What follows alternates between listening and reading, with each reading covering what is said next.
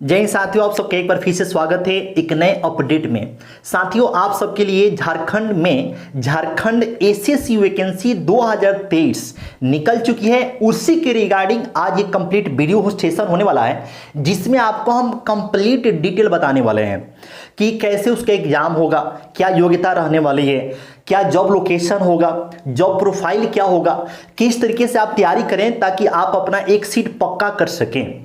सारी जानकारी आपको इसी वीडियो में कंप्लीट मिलने हैं, तो आप वीडियो को बिना स्किप किए हुए शुरू से अंत तक जरूर देखिएगा। सारे डाउट आपको हम क्लियर करेंगे।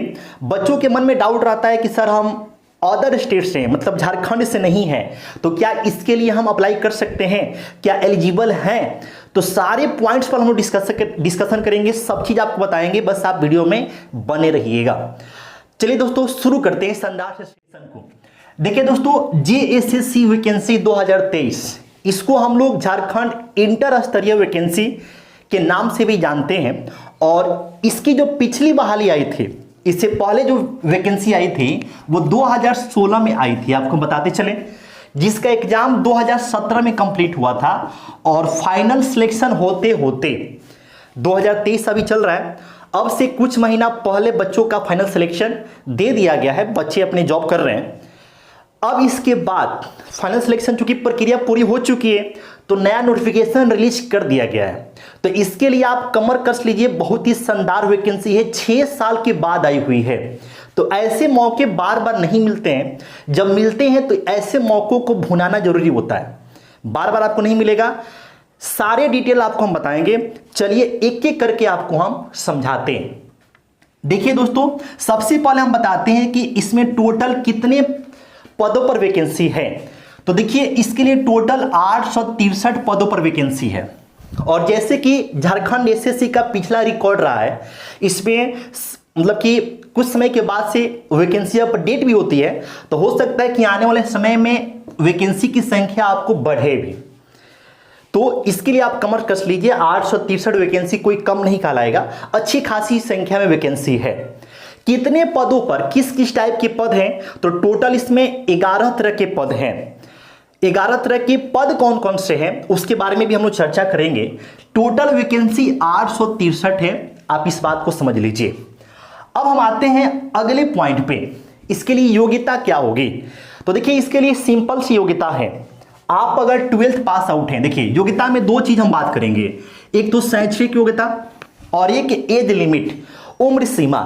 तो शैक्षणिक योग्यता की बात कर लें तो आपने अगर 12th पास किया है, देखिए ध्यान से समझ लीजिए, 12th पास आपने किया है, वो चाहे आपने साइंस पढ़ा हो, वो चाहे आपने आर्ट्स पढ़ा हो, वो चाहे आपने कॉमर्स पढ़ा हो, कुछ भी आपने पढ़ा हो, आप अगर 12th पास आउट हैं तो क्वालिफिकेशन के मामले में आप एलिजिबल हैं, फॉर्म अप्लाई कर सकते हैं। समझ गए बात को। दूसरी जो योग्यता है ये है उम्र से संबंधित। तो देखिए, उम्र की जब हम बात करेंगे तो यहां पर अलग अलग कैटेगरी के लिए अलग अलग उम्र निर्धारित किए गए हैं, लेकिन न्यूनतम उम्र सबके लिए 18 वर्ष है। न्यूनतम उम्र कितना है? 18 वर्ष। अगर हम जनरल की बात कर लें तो जनरल, या फिर आप किसी अदर स्टेट से हैं, यानी कि आप अगर झारखंड से नहीं हैं तो आप फॉर्म भर सकते हैं। आप किसी भी राज्य से हैं, भारत के किसी भी कोने से हैं, आप एलिजिबल अगर आप हैं तो फॉर्म भर सकते हैं, अप्लाई कर सकते हैं। लेकिन ध्यान देने वाली बात क्या है कि आप अगर अपने राज्य में कैटेगरी में आते होंगे, जैसे बहुत सारे बच्चे ऐसे हैं जो आपको ओबीसी में या फिर BC1 BC2 में आते हैं, SC में आते हैं, ST में आते हैं अपने राज्य में, लेकिन आप जब झारखंड में जाएंगे, दूसरे राज्य के आप हैं, झारखंड में अप्लाई तो कर सकते हैं, झारखंड में आप जाएंगे तो आपको काउंट किया जाएगा जनरल की तरफ, यानी कि आपको यहां पर किसी भी प्रकार का कोई भी बेनिफिट कैटेगरी के संबंध में नहीं मिलना है। जो चीजें जनरल वाले बच्चों के लिए मिलेंगी वो सारी चीजें आप अगर दूसरे राज्य से, अन्य राज्य से जाते हैं तो आपको भी मिलेगी। तो अगर हम एज लिमिट की बात करें तो एज लिमिट यहां पर 18 वर्ष से रखा गया है 35 वर्ष। आप अगर जनरल से हैं, आप अगर दूसरे राज्य से हैं तो आपके लिए एज लिमिट यही है। अब अगर आप कैटेगरी में आते हैं, लेकिन कैटेगरी का बेनिफिट उन्हीं को मिलेगा जो झारखंड के मूल निवासी हैं। तो BC1, झारखंड में BC1 और BC2 चलता है, तो BC1 और BC2 के लिए एज में 2 साल का छूट है। मतलब कि BC1 वालों के लिए 18 से 37 वर्ष और BC2 वालों के लिए भी 18 से 37 वर्ष यहां पर एज के बारे में कहा गया है। अब हम बात करते हैं कि जो बच्चे SC/ST वाले हैं तो उनको एज में 5 वर्ष का छूट है। उनको एज में कितना छूट मिलेगा? 5 वर्ष का आपको छूट मिल जाएगा। 5 वर्ष में मतलब कि 18 से लेकर आपको जो है 5 नहीं 7 वर्ष को आपको यहां पे छूट मिल जाएगा। 18 से लेकर आपको 42 वर्ष आपको यहां पर एज लिमिट रखा गया है। क्लियर? जो महिलाएं हैं, आप अगर महिला कैटेगरी से बिलोंग करती है, महिलाएं हैं आप, लेकिन आप झारखंड से हैं तो आपको एज में छूट मिलेगा 5 वर्ष का। महिलाओं के लिए, फीमेल के लिए एज कितना है? तो 18 से लेकर 40 वर्ष। 18 से लेकर 40 वर्ष। SC/ST के लिए 18 से लेकर 42 वर्ष। तो ये एज का क्राइटेरिया है। और आप अगर अदर स्टेट से जाते हैं तो आपके लिए एज लिमिट 18 से लेकर 35 वर्ष है। तो इस बात को उम्मीद है कि आप समझ गए होंगे। अब हम जब आप फॉर्म अप्लाई कीजिएगा तो कितना आपसे चार्ज पे करने के लिए कहा गया है?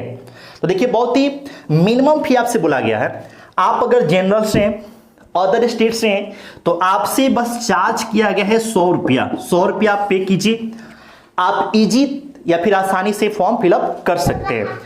जो SC/ST वाले जो बच्चे हैं या जो फीमेल हैं और साथ ही में जो फिजिकल हैंडीकैप्ड हैं, तो उनके लिए फी कितना रखा गया है? तो 0 रुपया। कोई आपसे चार्ज नहीं लिया जाएगा। जनरल वालों के लिए 100 रुपया है, बाकी सबके लिए 0 रुपया। अदर स्टेट से हैं तो आपको भी 100 रुपया आपको पे करना होगा। तो ये फॉर्म अप्लाई कीजिएगा तो ये आपको प्रक्रिया है जो उसको आपको ध्यान रखिएगा। अब हम सबसे मेन बात है कि सिलेक्शन प्रोसेस क्या है। तो देखो, सिलेक्शन प्रोसेस में 3 फेज है। एक तो आपका रिटन एग्जाम होगा, उसके बाद से आपका स्किल टेस्ट होगा। स्किल टेस्ट का मतलब हो गया कि टाइपिंग वगैरह आपसे टाइपिंग का टेस्ट किया जाएगा। साथ ही कुछ पद ऐसे हैं जहां पर स्टेनोग्राफी मतलब कि शॉर्ट हैंड की आवश्यकता है, तो आप अगर उसके लिए अप्लाई कीजिएगा तो वहां पर आपको स्टेनो का टेस्ट देना पड़ेगा। तो स्किल टेस्ट किया जाएगा और उसके बाद से डॉक्यूमेंट्स वेरिफिकेशन होगा और हल्का फुल्का आपका मेडिकल होता है। तो ये पूरा प्रोसेस है दोस्तों। तो सबसे इसमें मेन चीज क्या है कि रिटन एग्जाम। और इसमें आपको जैसे अभी बिहार SSC की आपको नोटिफिकेशन आया हुआ है, आपने फॉर्म फिलअप किया भी होगा, तो उसमें क्या है कि भाई पहले PT है, उसके बाद से मेंस है, उसके बाद से स्किल टेस्ट है। लेकिन इसमें सबसे अच्छी बात यह है दोस्तों कि यहां पे डायरेक्ट आपको मेंस का पेपर है। मेंस यहां पर आपको PT का कोई झंझट नहीं है। यहां पर सीधे आपको क्या देना है? मेंस आपको देना है। PT का कोई झंझट नहीं है, कोई लफड़ा नहीं है, बस एक ही एग्जाम है। एक एग्जाम आप पास कर गए तो उसके बाद से आपका स्किल टेस्ट होगा, उसके बाद से आपका मेरिट बनेगा, आपका सिलेक्शन हो गया। बहुत ही बेहतरीन प्रक्रिया है, अच्छी आपको जॉब है। तो आप अगर इसके लिए एलिजिबल हैं तो ऐसे मौके बार बार नहीं आते हैं। पिछले 6 साल के बाद ये पहली बार फिर आपको वैकेंसी आया है, तो ऐसे मौके आपको रेयर ही मिलते हैं। तो ऐसे मौकों को आप गंवाइए मत, आप मौके को भुनाइए। अब देखिए, रिटन एग्जाम डिटेल आपको हम बताते हैं। रिटन एग्जाम कैसे होगा? तो देखिए, आपको एक ही दिन आपको एग्जाम होगा और जो एग्जाम होगा ना वो OMR बेस्ड होगा। OMR मतलब कि आपको गोला बना के ऐसे रंगना होगा। गोला बना के रंगना होगा मतलब कि ऑफलाइन एग्जाम है। आसान भाषा में समझिए, ऑफलाइन एग्जाम है। रिटन एग्जाम केवल एक ही पेपर होगा, मेंस का होगा, PT इसमें नहीं है। अब इसमें देखिए, एक ही दिन आपको 3 शिफ्ट में एग्जाम देना पड़ेगा, मतलब 3 बार एग्जाम देना पड़ेगा। पेपर 1 होगा, उसके बाद से पेपर 2 होगा, उसके बाद से पेपर 3 होगा। पेपर 1 जो है वो लैंग्वेज का पेपर है, जिसमें हिंदी और साथ में इंग्लिश ये सबको देना है, कंपलसरी है सबके लिए। इसमें 60 क्वेश्चन आपको हिंदी के पूछे जाएंगे, 60 क्वेश्चन आपको इंग्लिश के पूछे जाएंगे। और इसको जो है ना क्वालिफाई करना है, इसको जो है केवल क्वालिफाई करना है। समय इसमें रहेगा 2 घंटे, केवल क्वालिफाई करना है। क्वालिफाई करेंगे तब जाके आप यहां पर आपका पेपर चेक होगा। अगर आप यहां पे क्वालिफाई नहीं किए तो फिर आप समझिए कि बाहर है भाई साहब, घर के रास्ता देख लीजिए। जब आप इस पेपर को दे लेंगे तो उसी दिन, एक ही दिन पेपर होना है 3 शिफ्ट में। दूसरा पेपर होगा और वो होगा जनजातीय एवं क्षेत्रीय भाषा से। अब कौन कौन से भाषा है, जब आप फॉर्म फिलअप कीजिएगा तो वहां पर आपको चूज करने का ऑप्शन मिलेगा। इसमें क्या होगा कि 100 क्वेश्चन आपको जो भाषा चूज कीजिएगा उससे रहेगा, और साथ में इसमें आपको 2 घंटे का समय रहेगा और ये 300 नंबर का ये पेपर होगा, मतलब ये क्वेश्चन आपका 3 नंबर का है। अब देखिए ये तो क्वालिफाइंग नेचर का है, लेकिन ये जो दोनों पेपर होंगे, पेपर 2 और पेपर 2 और ये पेपर 3, ये जो है दोनों मिलकर क्या बनाएंगे, तो ये आपका मेरिट बनाएंगे। इसमें जो आप नंबर हासिल करेंगे ना, उसी के बेस पर आपका मेरिट बनने वाला है। तो इसको आपको अच्छे से ध्यान रखना है। तीसरा जो पेपर होगा दोस्तों, देखिए दूसरा पेपर तो आपका हो गया जनजातीय एवं क्षेत्रीय भाषा से संबंधित, उसके बारे में आपको हम बता ही दिए। तीसरा जो पेपर होगा सामान्य अध्ययन का होगा, जिसमें जीके के क्वेश्चन रहेंगे 30, साथ ही झारखंड से संबंधित सामान्य ज्ञान, झारखंड से संबंधित सामान्य जो ज्ञान होगा वो 40 क्वेश्चन रहेगा। और चूंकि ये निम्नलिपिक वर्गीय कर्मचारी का वैकेंसी है, मतलब क्लर्क की वैकेंसी है, तो यहां पर कंप्यूटर का नॉलेज अनिवार्य है। तो यहां पे कंप्यूटर से 50 क्वेश्चन आपसे पूछे जाएंगे।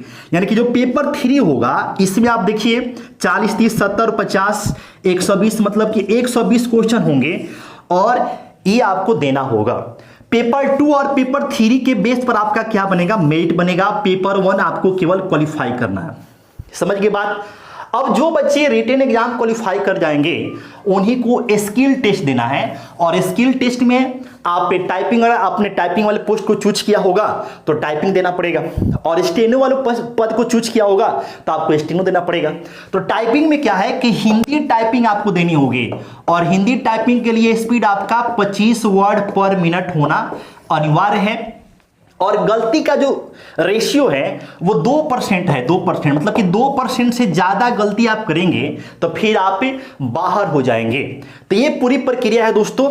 आसान भाषा में हमने लिखते हुए सब चीज आपको समझाने की कोशिश की है। आपको अगर किसी भी पॉइंट में कोई दिक्कत हो तो आप कमेंट बॉक्स में कमेंट करके पूछ सकते हैं। अब देखिए इसके लिए आपको हम बता दें कि ऑनलाइन फॉर्म कब से अप्लाई होना शुरू हो जाएगा।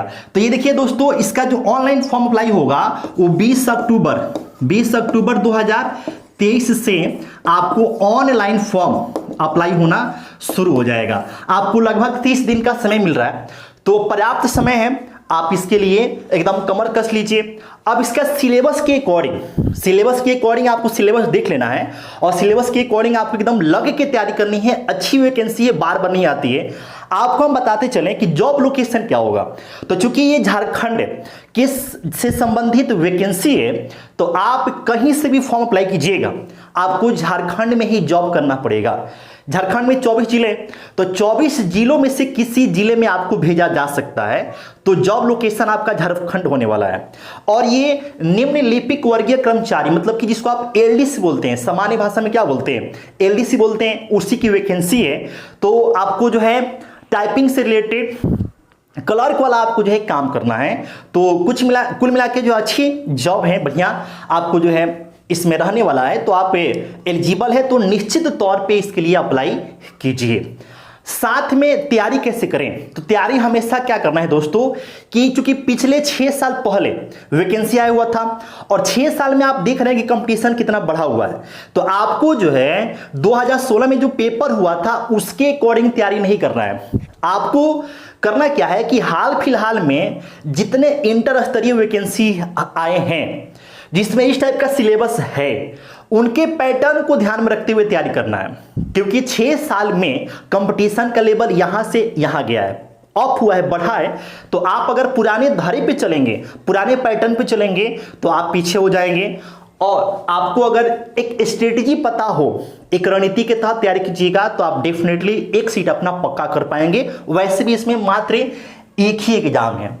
तो ये कुल मिला के इंफॉर्मेशन रहा। आज का सेशन कैसा रहा आप हमें कमेंट बॉक्स में जरूर बताइएगा, और जैसा भी प्रतिक्रिया होगा वो प्रतिक्रिया का हमें स्वागत है।